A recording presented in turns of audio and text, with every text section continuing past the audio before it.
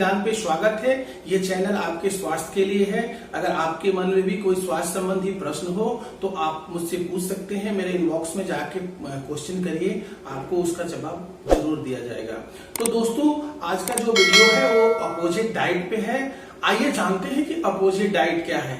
Opposite diet दो ऐसे पदार्थ या दो ऐसे खाद्य पदार्थ जिनको खाने से तकलीफ हमारे शरीर में हो, हमारे पाचन में गड़बड़ी हो जाए या लॉन्ग टर्म में या बहुत दिनों बाद हमारे शरीर में कोई विकृति हो जाए, यही अपोजिट डाइट है।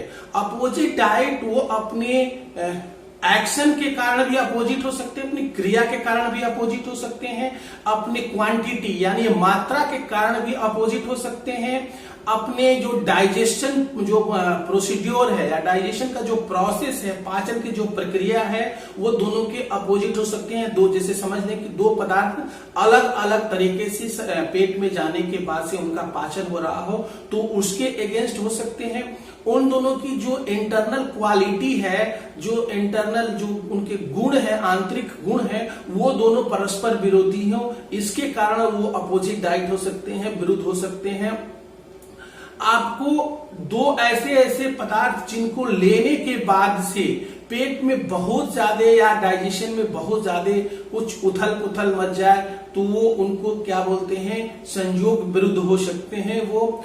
और किसी भी समय में कोई डाइट ऐसा हो जो उस समय नहीं लेना चाहिए, कोई ऐसे सीजन में जिसमें उस डाइट का विरुद्ध किया हो उसको ले लिया जाए तो वो काल विरुद्ध कहलाता है। तो कुछ ऐसी चीजें हैं जो जिनको प्रॉपर मतलब क्या कहें, प्रॉपर अमाउंट में एक साथ नहीं ले सकते। कुछ ऐसी चीजें हैं जिनको आप एक साथ नहीं ले सकते। कुछ ऐसे प्रोडक्ट हैं जिनका क्वालिटी, उनका गुण तो सेम है, लेकिन जब पेट में जाने के बाद उनका जो डाइजेशन होगा, दोनों के प्रोसेस अलग अलग हैं, उस आधार पे उनका वर्णन किया गया है। तो कुल मिला के समराइज ये है, इसका जो सारांश ये है कि अपोजिट डाइट वो भोजन में लिया गया पदार्थ है जिनका ले लेने के बाद से उनकी क्वालिटी, उनके गुण के कारण, उनके क्रिया के कारण, उनके पाचन संबंधी विधि के कारण, उनकी मात्रा के कारण, उनके समय लिए गए समय के कारण अगर हमारे शरीर में कोई दिक्कत पैदा हो, हमारे पाचन में कोई दिक्कत पैदा हो तो इसको हम लोग विरुद्ध आहार बोलते हैं। आइए अब आगे की स्लाइड्स में जानते हैं कि कौन सा आहार एक दूसरे के विरुद्ध है।